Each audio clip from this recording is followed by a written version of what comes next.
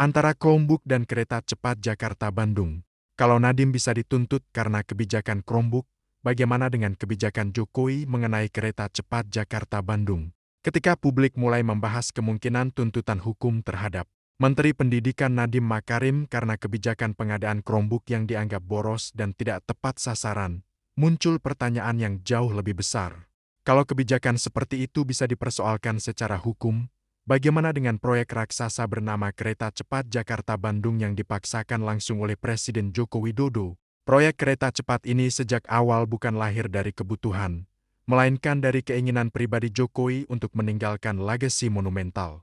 Kajian dari Kementerian Perhubungan di masa Ignatius Jonan sebenarnya sudah menyatakan proyek itu tidak prioritas, tidak efisien, dan tidak sesuai kebutuhan transportasi nasional. Jonan menolak dan akhirnya dicopot dari jabatannya hanya karena tidak sejalan dengan ambisi Presiden. Kini, bertahun-tahun setelah groundbreaking yang penuh gegap gempita, KCIC terjebak dalam lilitan utang besar. Biaya membengkak jauh di atas perkiraan awal.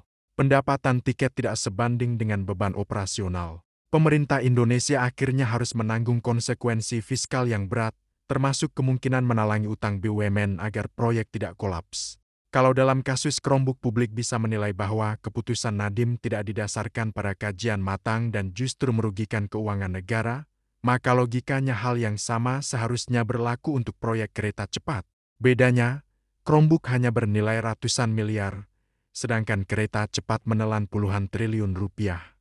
Persoalan ini bukan sekadar soal siapa yang bersalah, tapi tentang konsistensi moral dan hukum. Jika pejabat menteri bisa dimintai pertanggungjawaban karena kesalahan kebijakan pengadaan, maka presiden pun seharusnya tidak kebal dari evaluasi dan tuntutan hukum ketika kebijakan besar yang ia dorong secara pribadi justru membebani keuangan negara. Karena pada akhirnya, tanggung jawab tertinggi dalam sistem presidensial ada di tangan presiden itu sendiri.